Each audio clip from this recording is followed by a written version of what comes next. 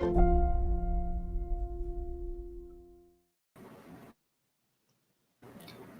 everyone, thank you for joining us today. So if you're here from the previous sessions, hello again. And if you're just coming in right now, hi, welcome. Let me introduce myself. I'm Jem, I'm your moderator for today. And we have a great set actually. We started off with Jordan and then we finished off just earlier with Macomb's School of Business. And now we have Kenan-Flagler Business School. So before I introduce the beautiful Evanne and Danielle, let me just say a couple of things first. And I know you guys have been hearing all about this since we started these sessions. Please don't forget to like this video if you like it. If you have any feedback, do let us know so that we can improve further. And do subscribe to GMAT Club. Second, we want to keep these sessions very engaging, so please post your questions in the chat box. Lika is also there to answer all of your questions. And after the presentation, we also have a session for live Q&A for them to be answered. So that's it for me. Take it away, Evan and Danielle. Great. Thank you so much, Jem. Hi, everybody. It's so great to be here. My name is Danielle Richie, and I oversee the full-time MBA admissions and student recruitment here at UNC Kenan-Flagler Business School. I have an amazing panelist with me here today, as well as a colleague behind the scenes. Do you want to go ahead and introduce yourself? Sure. So I'm Evan Timberlake. I'm a first year, but now I guess I'm technically a second year in the summer in between at UNC Kenan-Flagler. I'm actually a double Tar Heel, so I went to Carolina for undergrad a couple of years ago. And so I feel like I know the school and the culture and, now the business school very well. And I look forward to answering any questions that I can today. And a native North Carolinian, correct? A native North Carolinian, yes. North Carolina cannot get rid of me just yet. You bleed that Carolina blue. Yes. Awesome. We also have Lika Hertz. She's our assistant director who is in the chat. So if you have questions, she'll be able to respond in the chat. And also Evanne and I will also be able to answer throughout. We're going to go through an overview of Kenan-Flagler, but we really want this to be interactive. So don't hesitate, get involved, and we look forward to hearing your questions throughout. Just to get a sense of folks in the room, would love to know where you're joining in from. It looks like we have someone from Ecuador. Do we have anyone else from North Carolina or perhaps my home state of New York? Would love to see. Also, while you're at it, let us know when you're interested in starting the program. There's not a perfect time. It's an ideal time. It's when you are most prepared. So don't think that you have to rush the process. There are different formats at Kenan-Flagler when pursuing your MBA. So if you're interested in our 2-year full-time, this is going to be a great session to learn more about that. We also have a part-time online program in addition to 2 executive formats. We have an evening and weekend here as well. So we're going to get started a little about the full-time program. I'm going to advance my slide. So we have 12 concentrations that you can choose from. You'll see we'll have everything from capital markets and investments to consulting to sustainable enterprise, technology, business analytics. Evanne, do you want to share a little bit about your concentration and what you're pursuing right now? Sure, definitely. So I actually come from a family business in art and furniture retail. So I knew that I had a passion for both family business, but retail strategy. So entering into Kenan-Flagler, I thought I would pursue something along the lines of marketing or, consulting, operations in that regard. But as I took more and more classes, I have narrowed it down to more of an operations concentration with entrepreneurship, and a little bit of consulting is thrown in there as well, and also some marketing. So I'm kind of doing a make your own concentration, if you will, but I think my main one will probably end up being operations. Wonderful. And as you can see, there's a little bit of everything. So you can pursue a general management degree and pick and choose electives that interest you most because you're going to get the breadth of business within the core curriculum.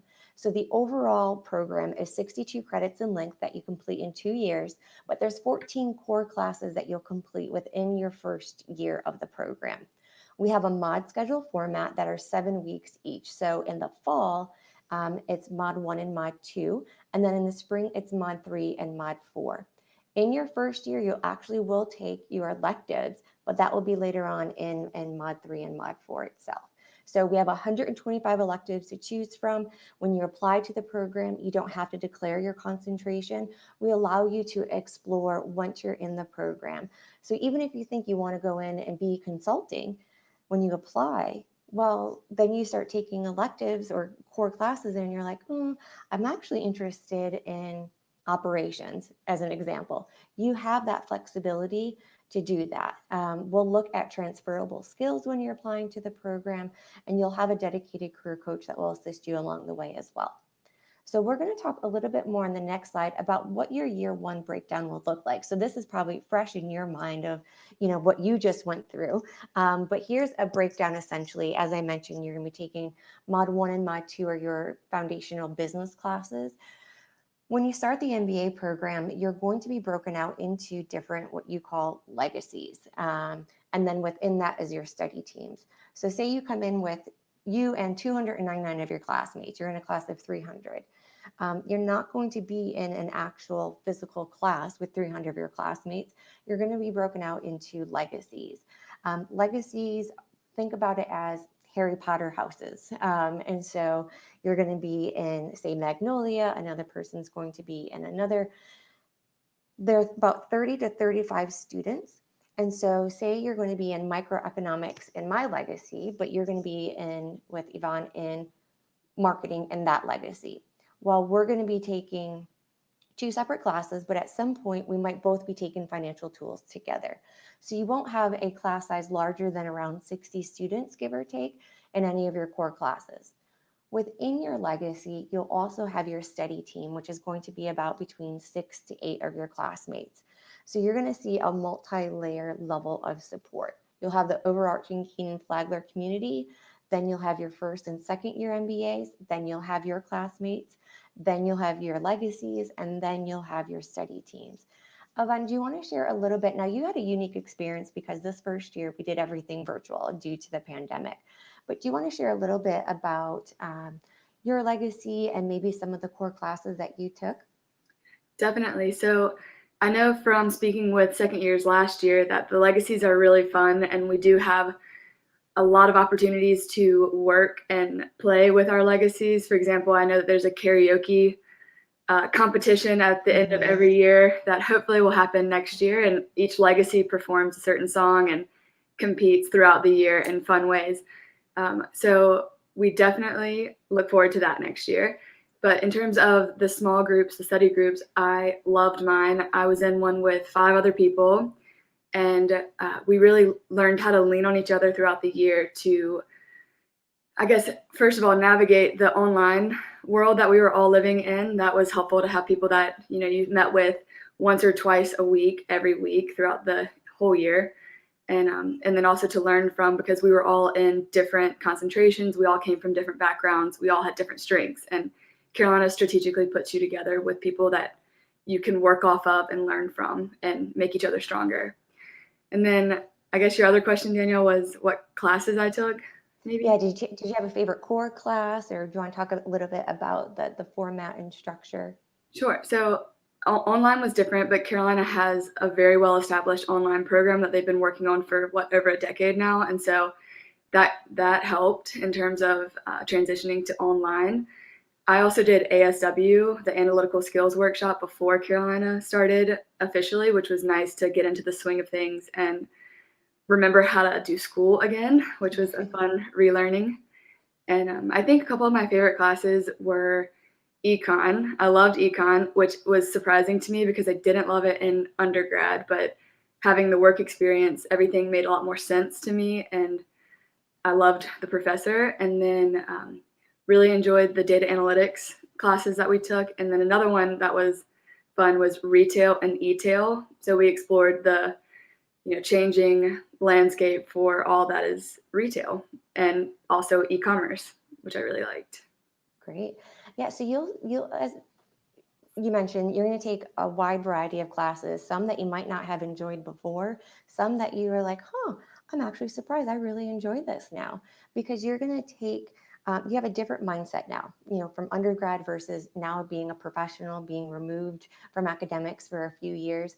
You'll be able to be in a classroom with people that have, experience in that you might lean on. Okay, hey, I'm, not as familiar with financial accounting. I know that you have a background in it. Do you mind helping me out a little bit? And people will sit down and help you tutor, think through different modules and different formats. So this is just a snapshot for you to take a look at. But the first mod, I would say, is very rigorous compared to the others. It's almost like drinking out of a fire hose because, one, you're transitioning back into the classroom. Two, you're going to be full-on job internship search. So yes, you left your job, but now starts the internship search process. You're getting acclimated to, a new community, making new friends. And so mod 1 will go quick. It might seem daunting at times because you're also getting involved in different clubs. You'll be able to do career treks during fall break. And so there'll be more information on the next slides and about the career treks as well that our students take. We have a few experiential learning opportunities and leadership positions that students take advantage of during the time that they're in the program. I think the most popular one is STAR, which stands for Student Teams Achieving Results. And this is really hands-on, action-based. You're going to be working with real companies on real projects.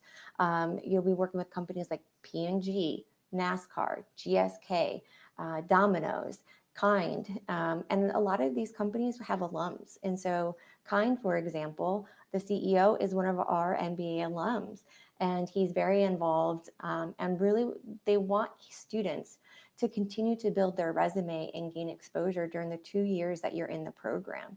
So there's 3 different formats. Last year we did STAR virtual only just due to the pandemic, but we have 2 other formats, STAR Global and STAR US. Global, you're going to be working with a global company, and then STAR US, you'll be working in person with companies here in the US. So NASCAR, for example, our students did a marketing project with them a few years ago. NASCAR is, North Carolina is home to NASCAR. I hope everyone knows what NASCAR is. Race car driving.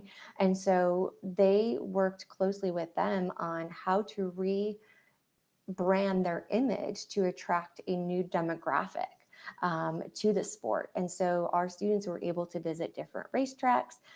They were able to put together a presentation. And so what you can think of as STAR being is you're more like a consultant. Now, you don't have to be going into consulting post MBA, but it allows you to be exposed to different industries and different functional areas, so that you continue to gain that experience.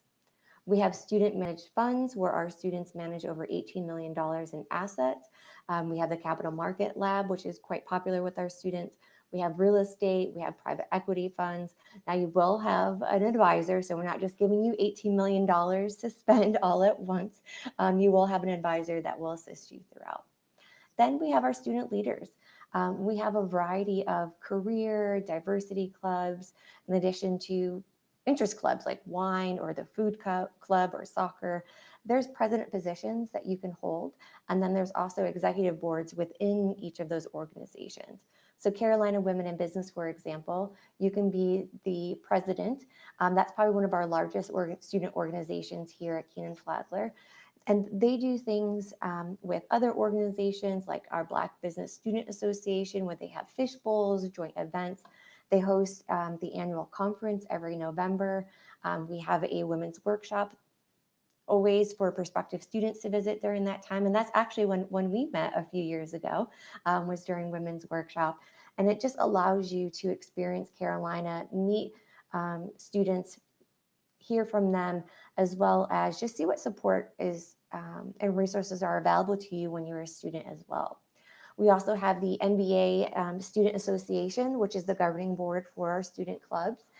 You can be the class president, which Jill Toner is this year, and then she also has an executive board as well. So this is a great opportunity for students, and it gives you an opportunity to get involved with student-run conferences.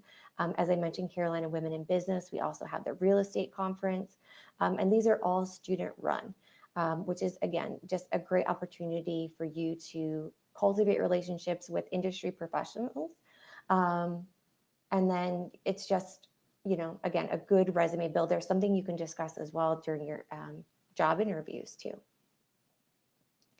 We also have global opportunities. So we have global immersion electives. When you come to UNC, you're going to learn a lot of different acronyms. We have, as I mentioned, global immersion electives, which are called GIEs. We have doing business in, which we call DBI.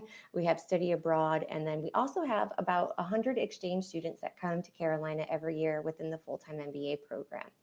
So for global immersion electives, they are going to be a mod length. During that time, you're going to be taking a class. It usually meets once a week or once every other week. You'll have a project that you have to work on, and then you'll go abroad for about 2 weeks. During that 2-week trip, it's not like a spring break vacation. You're actually going to be meeting with different companies. You're going to be meeting with alums, but you're going to be with a small cohort of your classmates, and it's a really memorable experience. You're learning how business is done globally. Yes, you're learning that from your classmates in the program. Things like how to present your business card. It's going to be different in different countries, and this is a great way to experience that. I always recommend students, if they have the opportunity to travel, go do it. Even during the pandemic, our students were not able to travel, but they still offered global immersion electives virtually, and they were partnered with an organization in Africa.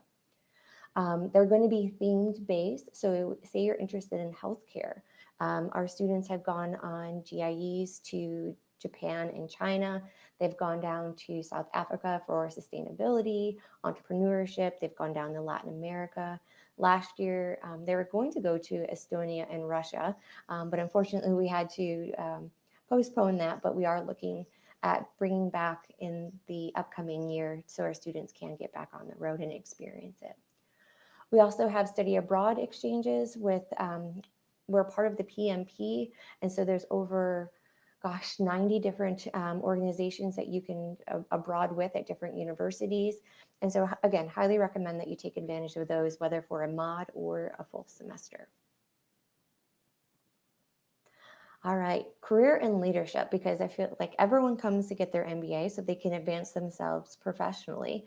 Evanne, do you want to share a little bit about your experience now that you're with Amazon? Do you want to share a little bit about your search process, given that, yes, you were in virtual recruiting, but share a little bit about how that went for you and where you're at today? Sure. So I'm sure you'll hear it a lot, but the recruiting process is always a bit stressful for everyone. And you feel like you're either not doing enough, you're not doing it quickly enough, you're not attending enough meetings, but you get through it, and there's a lot of help and support throughout the way. Also, I want to highlight that Carolina is very student-led. So I leaned on my student mentor. You are assigned someone who the school helps you match up with, who either is relevant in your concentration or on your career path. And then you're in a small group with them as well. And they really help you, define what your path looks like, how you can achieve your goals. They edit your resumes, they look at your cover letters, they do everything. And Carolina students take a lot of pride in helping one another. And I also had a great career coach, and she was helpful. I emailed her in a panic always, I felt like, and she always would schedule me in to meet with her, and we talked through my resume, my process. Because coming from a family business, I wanted to make sure that I leveraged all that I learned, and I made sure that I was articulating what I wanted to say well and on the right path in terms of figuring out what would be the best next step for me to take in my career. And ultimately, I did end up with Amazon, and I'm thrilled. It's a very challenging internship, but I've loved it so far. And I definitely cannot thank enough especially my student career mentor. He was great. And then also my career coach through Carolina was wonderful to work with. Wonderful. So there's a lot of opportunities. You can interview with multiple different companies. You can attend different information sessions. This fall, we will also continue operating in a virtual environment. Majority of companies are not having their employees travel just yet, but we didn't skip a beat. And so we are the oldest public university in the US, but we're also been around for the business school 100 years. We just celebrated our centennial. And we're not unfamiliar with being in the online space. We have been the number one online MBA program now for over a decade. And so we have the resources. Our students are very resilient, and it shows. This is a huge success story. She's like, I got my internship with Amazon. And there's multiple other success stories that our students have by leveraging the Career and Leadership Center, leaning on your classmates. But a lot of candidates think they have to come in with a specific business background. We embrace students that come with non-business background just as much, because there's a lot of transferable skills that you bring in. So knowing yourself is the most important thing that we look at when we are going through the application process and admitting you. The Career and Leadership team will work with you to continue finding out your interests and creating a tailored career path for you to take during the time that you're in the program. You'll be able to market yourself. It's important to be self-aware as a leader as well as an MBA student, but you also need that experience of a student mentor and a career coach and all of the other resources so that you can understand the market that you're looking to pursue, because it might be new to you. You might be coming from, say, a journalism background. Okay, well, now I want to go into finance. Well, that's two completely different markets. So it's really important that you are open-minded and can think through about all the different skills that you have and how you'll be successful with your job search. Danielle, can I also add something? Mm-hmm. I just thought of it as you were speaking. The clubs are very strong at Carolina, like you mentioned before, and it's all student-led, and there's leadership across the board for each club, and you can join multiple, but those clubs set up weekly meetings, so they break down the interviewing and the recruiting process specific to the industry that you're interested in, and they're at different times so that you can attend multiple, but the students really divide what the responsibilities will be for you and how you can succeed in your internship and recruiting process. And I can't believe I forgot to mention that, but you meet with them weekly, and then from there you are connected with second years who went through exactly what you're going through and will help you in addition to that weekly meeting, which I found to be extremely helpful, especially with for a couple of my interviews, I knew I was going to do a similar to consulting type interview with the casing, and they were helpful in running through different types of casing with me as well. Yeah, if you're going for consulting, you're going to be doing so many cases. Lots of resources for that. Oh yeah, I remember he graduated, now he's at McKinsey, but once he got his job offer, he literally helped students do over 100 cases in his spare time. I'm like, aren't you tired? He's like, no, this is my career. I love it. I want to help. And so everyone really wants to help each other. It's amazing to see. So this is just the full-time MBA employment outcomes from last year. Now the class of 2020, really, I can't speak enough about how hardworking these students were with their job offers during a pandemic. There were companies that had to withdraw offers. There were just so many different unknowns, but our students were quite successful, and this is 30 days out of graduation. So the numbers have since changed, but these are the numbers that we have reported. And you'll see that they went to companies like Amazon, like McKinsey, ExxonMobil, Deloitte.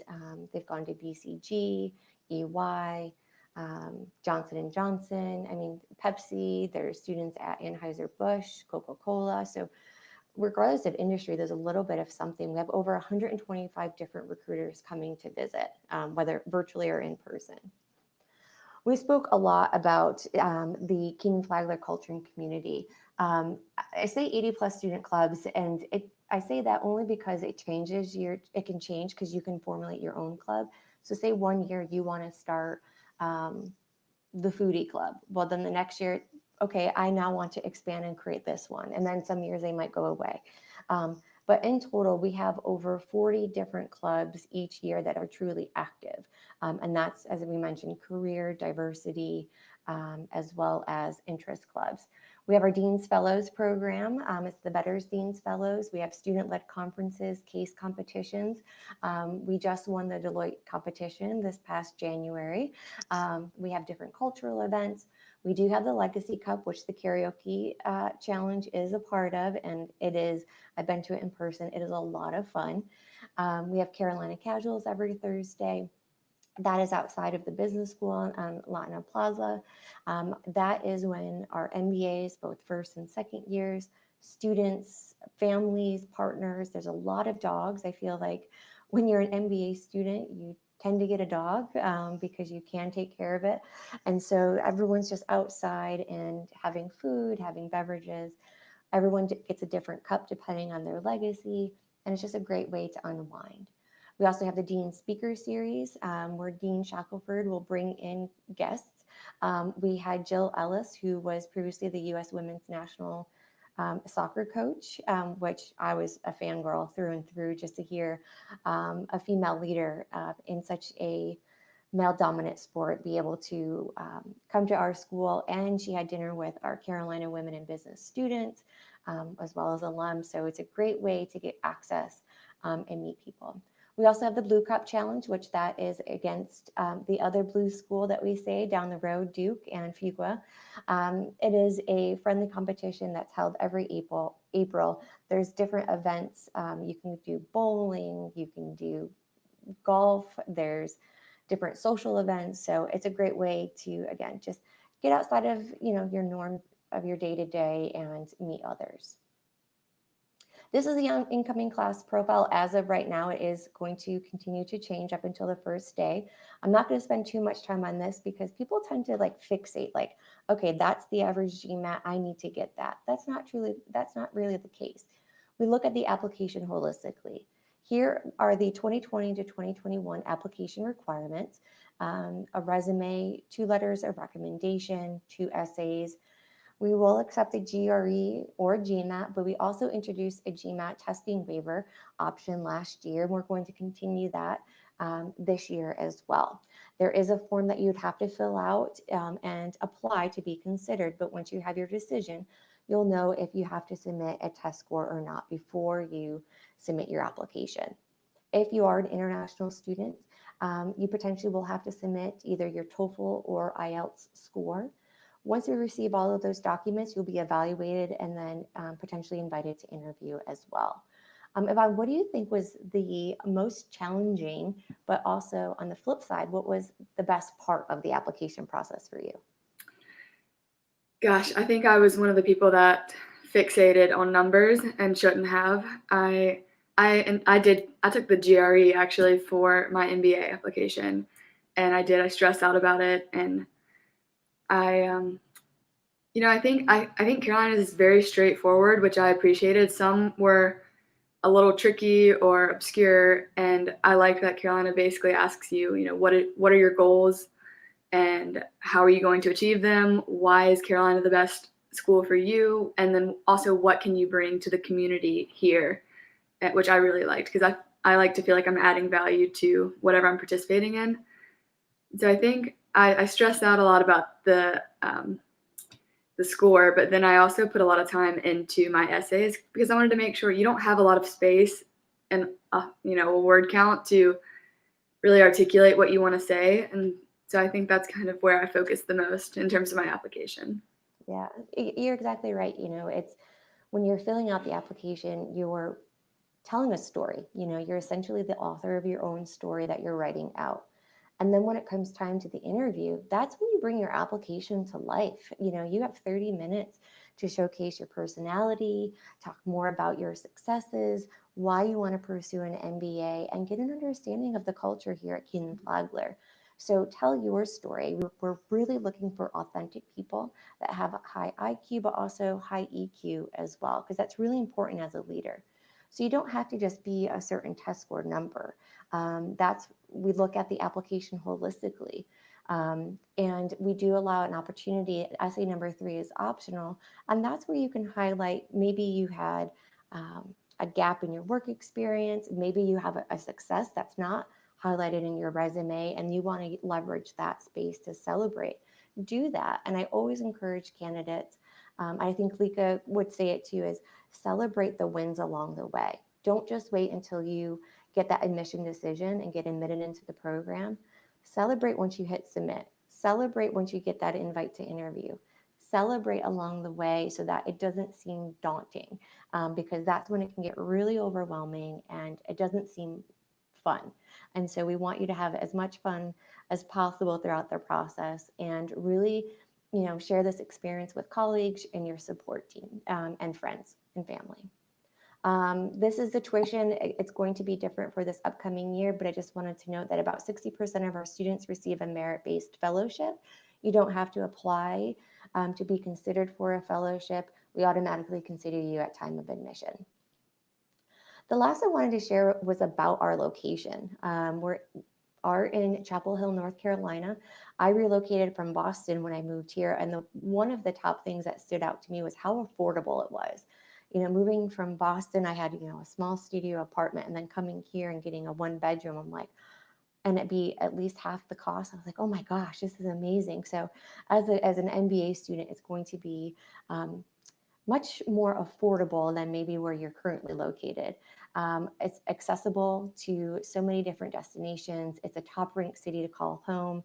The 3 fastest growing industries are technology, life sciences, clean tech, and we're home to over 200 companies. As you know, probably in the news, well, it's certainly in the news here, Apple is going to be opening up a campus here. But Evanne, you've been here for undergrad, now for your MBA, and a true North Carolinian. What do you love most about the area? That's a really hard question to answer. I love it all. I think I'm definitely a little biased, but I mean, everything about this state is great, I hate to say, but the weather is great. I mean, it's, I think, 80 degrees right now in the summer. It's beautiful almost all year round. We don't get a ton of snow, if that's something that's very important to you. Unfortunately, I think we get a couple of snow days a year. But I mean, from Chapel Hill, you're 2 hours to the beach, you're 2 hours to the mountains. You really get to explore all that the state has to offer. And we boast about having all 4 seasons. We have a wonderful fall. The leaves change colors. It's chilly. It's great sweater weather for football games. But I think, this sounds a little cheesy, but when I was growing up, I used to love to come with my family to Carolina football games and basketball games. And it's just absolutely an incredible atmosphere. The whole town turns Carolina blue for the event. I mean, the roads are shutting down. People are cheering in the streets till all hours of the morning. And it's just a very vibrant and enthusiastic college town. And that extends to graduate school programs as well. I mean, it's just a great community. And like you said, we're close to everything. So you have Raleigh, which is 15 minutes away from the heart of Chapel Hill. And that has a lot of, bigger city amenities. And then we have Durham, which has, unfortunately, Duke, but they've got great local and smaller town culture that's fun to explore. And then Cary's right around the corner. You just are so close to everything that you could possibly want to be involved in. And then Chapel Hill itself is just a great city to be in school. Mm-hmm. And there's a lot of local businesses here too that you can support, local restaurants. Yeah. There's a lot of different food options. And again, I was pleasantly surprised moving from Boston. I'm like always around doing things, and then coming down here, I'm like, oh, there's not going to be as much diversity or places to go. But again, very surprised at all of the different options. I mean, I can go down and get Venezuelan food. I can go down another way, get a different type of, Southern food. So there's so many different options. There's a lot to do. And and the cost of living is spectacular. I mean, like you said, I have, I think, a 1,500 square foot apartment, and I basically am paying like $850 a month for rent and utilities. I mean, you are allowed to do a lot more with your money because it goes further in North Carolina. And going out is cheaper, eating out, getting drinks with friends, all of that is just significantly less expensive in this area, which is great. Yeah, absolutely. And then it's also, we are accessible to larger cities. People think, oh, Chapel Hill, you're not around in New York City or Chicago or San Francisco. but the airport is relatively close by, about 20 to 25 minutes, depending on traffic, but not traffic like, in New York City. You're not going to be stuck in 2 hours, but you have a lot of opportunity to get connected. And so I saw some questions in the chat about, what if I want to go into tech and I'm not on the West Coast? Well, here's a great example of, she's here in Chapel Hill. Employers will come here, and we do have the opportunity to network and to go different places, whether you want to go abroad to the West Coast, to, the Midwest, to New York. We have the network of alums, of corporate recruiters, and different partnerships. We are a part of the consortium. We're a part of, I'm going to stop sharing for a minute. We're a part of the MBA Veterans Network, and there's different career fairs throughout the year that you can participate in. There's Perspanica, there's National Black. And so, again, you're going to want to leverage those opportunities while you're here in the program. There's also case competitions. We do host case competitions at UNC, but we also participate in them at other business schools. USC Marshall, for example, in California, our students have participated in. So again, you can hop on a flight and be in New York City in 45 minutes. You can be out on the West Coast. I even got a flight from here to Denver, and then Denver to Sonoma to go wine tasting. And, I left here at like 8 a.m. and I'm there, by 1 p.m. And I'm like, it makes it so easy to be a part of so many different things and still feel connected to your family members who might live in other states as well. So, well, great. We've covered a lot, and I've seen Lika just go through all of the questions that have been coming in through the private chat. So please feel free to continue. I don't think we've missed any. Hi, Jem. Hi guys, thank you. Thank you for all those information. I really enjoyed the presentation. It really speaks about, how you think about the students, and it's very good to have like a student here to share her personal experience about the whole North Carolina, the whole experience, getting her career, because we do get a lot of those types of questions, like in terms of placement, and just I know you guys are very busy answering a lot of those questions, but let me pull up something that is coming up quite often.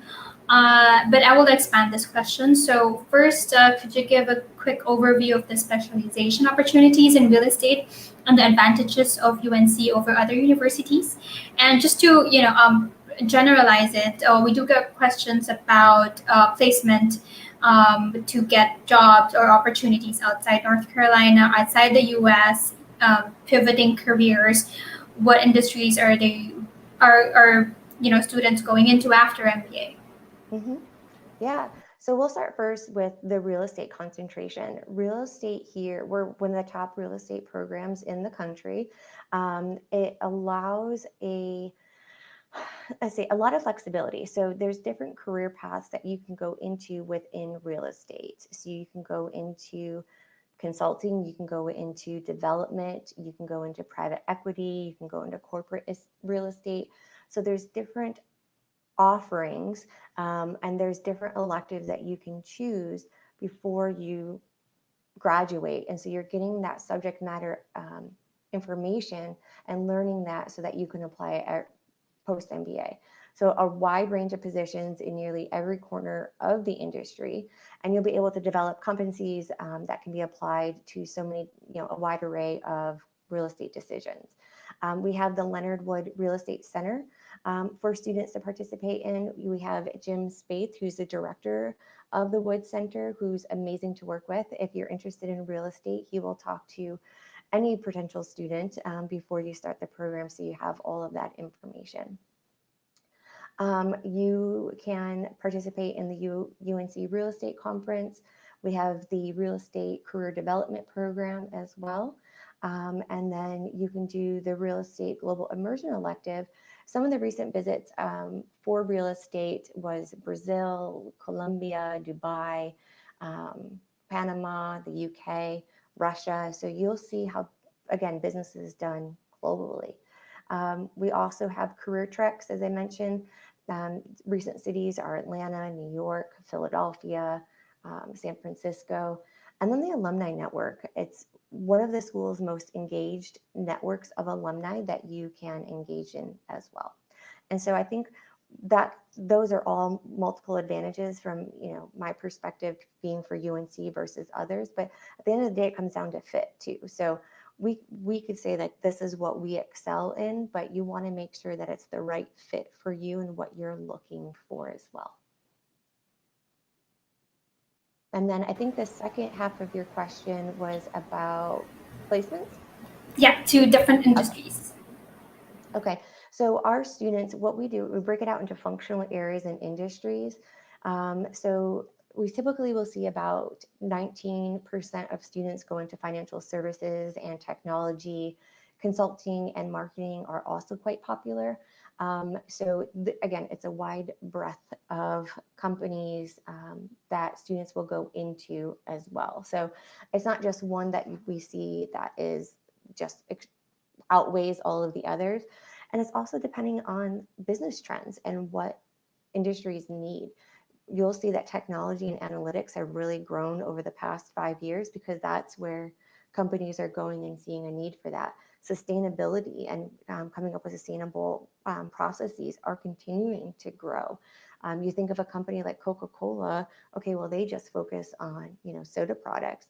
Well, they also need to have a practice in place to think about sustainability. Okay, from a business perspective, how can we make our facilities more sustainable, but also a product? And so a lot of it is just woven into each of different functional areas as well. Okay, that's great.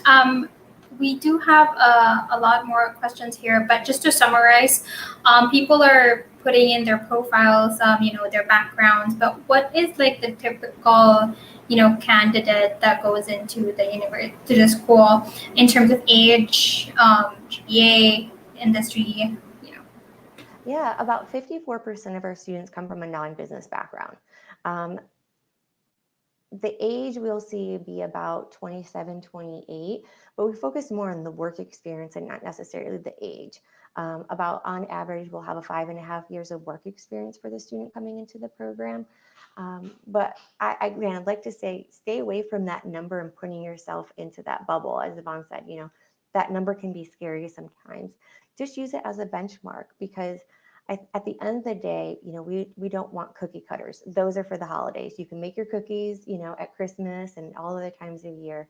We really want candidates that are authentic, are resilient, and self-aware. And we're looking for personality too, because you can come in with, say, the perfect GMAT score of 800. Well, if, my pen here has more personality than you do, we will deny candidates if they're not self-aware. And so it's really important that they bring a full application and tell their story and be authentic. But if you want a class profile information, which I know is normal, you can always go to our website as well, and that's highlighted there too. It would also be great to hear from Evan, like the type of, classmates that she has, like the type of classroom that you typically have. Sure. So like Danielle mentioned, there are people from all walks of life, all backgrounds, all industries, and I think that's what makes Carolina really special. For example, I came with 3 years of work experience. I actually remember speaking with Danielle before I applied, thinking, maybe I wouldn't have enough in terms of years work experience. And the more women, particularly that I spoke with at Carolina, the more I realized that it's not the amount of years of experience, but the depth and the breadth of experience that you have. For example, I worked with my family business in like a niche industry in art and furniture and retail.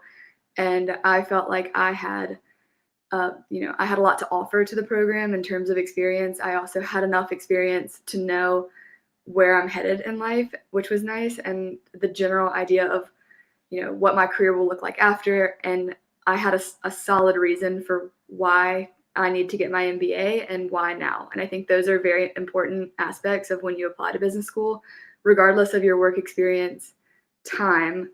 I think as long as you know why this will benefit you in your career and why you want it, and then also why Carolina, those are the most important aspects of your profile, not just your year of experience, the university you went to, your background, or your GPA. Like I've seen a couple in the chat, or your test scores. I think it's just Carolina focuses more on the individual, the personality, what we can bring to the table, and how we also will benefit from Carolina specifically. Yeah, we do get a lot of those questions about GMAT score. Thank you for clarifying that. Another question that's often asked is this one. Is there a difference between submitting on round 1 or round 2 or any other rounds? So apply when you're ready. If you're not ready for round 1, don't rush the process, because then you could jeopardize actually getting into the program. So I would say apply when you are ready for admission into the program. If you are not happy with your essay questions, don't push it. Wait till round 2. Our round 2 typically tends to be our larger round. And so we'll have a better assessment of all of our applicants then. But again, I encourage you, we've had candidates apply in round 3 and round 4 who've been absolutely phenomenal. Even candidates that might have been placed on the wait list, that we've admitted off, who are just so successful and they thrive in the program. They end up at jobs like at McKinsey. They don't let that defeat them. So I would say apply if you're ready for round 2. And also you want to think about if you're applying to other programs, I encourage you to do so, because you want to make sure, again, you go back to the right fit, but aligning, okay, what schools am I applying to and what are their deadlines? Some will fall in line with each other. We're typically in January is the majority of everyone's round 2. That's going to help you, because once you get your admissions decision, you're going to have to make a decision on, okay, well, where do I want to go? And if you have different deadlines that you've applied to, then that can be a little bit more challenging. So I would say you would want to take in a variety of different factors into each when considering. And then in terms of merit-based fellowships, we will review candidates at time of admission. So as I mentioned earlier, you don't have to submit a separate application. We will continue to review during each of the rounds. And if admissible, then we will let you know if you've been awarded a fellowship as well. So again, round 1 candidates aren't going to get all of the financial awards and then have nothing remaining for round 2, 3, or 4. So just keep that in mind. Okay, yeah, and it's good that you have that, because that will be my next question, which is related to that one, because we also get, in terms of financial aid, there is some assumption that, we miss out on some opportunities when we apply at a later round. So thank you for clarifying that. I think we have time for one more question. Okay. So in terms of hold on. There's actually one in the chat, Evanne. I don't know if you want to answer that. It's about your experience in family business and how you showed your, how can you showcase that when you're applying to the program? Sure, I'd be happy to. So Carolina actually has a great center for family business. So there are multiple different centers for Carolina that help you in whatever it is that you are interested in or involved in. Like there's a Center for Entrepreneurship, which I'm involved in as well. And then somebody else asked about, the entrepreneurs at Carolina. There are aplenty, and there are so many resources that can help you either launch a business, learn about the VC side of entrepreneurship, a lot of competitions. There's even a VCIC, a venture capital investment competition that I was a part of. So any of those questions I'm happy to answer as well. But in terms of family business, the Family Business Center is a long-standing, operation. They have a couple of great leaders, and then there are also multiple classes within the program that you can take specifically designed for people who are either coming from a family business like I was or am, or going into a family business. They anticipate going into one at some point, or possibly their spouses. So there are many opportunities to involve yourself in the Center for Family Business, but they helped a lot in terms of navigating how I wanted to advertise and articulate that experience. Because if working with a family is particular and it's exhausting and challenging in so many ways, but it's also wonderful, and you tend to get a lot deeper of an experience. It's very hands-on. You're kind of thrown into the mix, whether you're prepared for it or not. And if your family is like mine, they set a really high expectation for me, which, allowed me to challenge myself as well. So Carolina helped me to really explain my experience in a way that was understandable and spoke well on behalf of that experience. And we also got to do things like small groups, which I found helpful because you get to talk with other people who have experienced similar things and how they dealt with it, how they are advertising their experience, and really getting that perspective is helpful. Well, thank you for that. Thank you for sharing your experience. We're just about to wrap up. So I just want to say thank you to everyone for making this session engaging, for all your questions. Thank you so much, Nico, for answering all those questions. I mean, I know it's difficult. There are very specific ones over there, but thank you for sharing the links also so that people get more information once they do their research. And thank you, Evan and Danielle, for your time.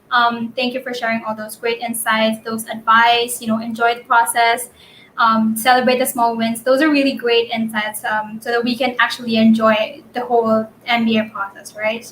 So thank you so much. Any last words, Evan and Danielle? Go Heels. Somebody put that in the chat. Yes, our saying here is go Heels. We're the Tar Heels. We look forward to continuing the conversation and look forward to hopefully welcoming you to Carolina soon. And thank you so much for being here. Thank you, Evanne, and thank you, Jen, and the GMAT Club. Thank you. Okay, thank you, guys. Just want to mention, coming up next, join admissions or Darden in Zoom, or go to the GMAT Club chat room for profile evaluations from Fortuna Admissions and personal MBA coach. We will see you back on YouTube in an hour for the student panel to discuss how much does an MBA really cost. Thank you so much. And if you haven't done so, please like and subscribe. Thank you. Bye, everyone.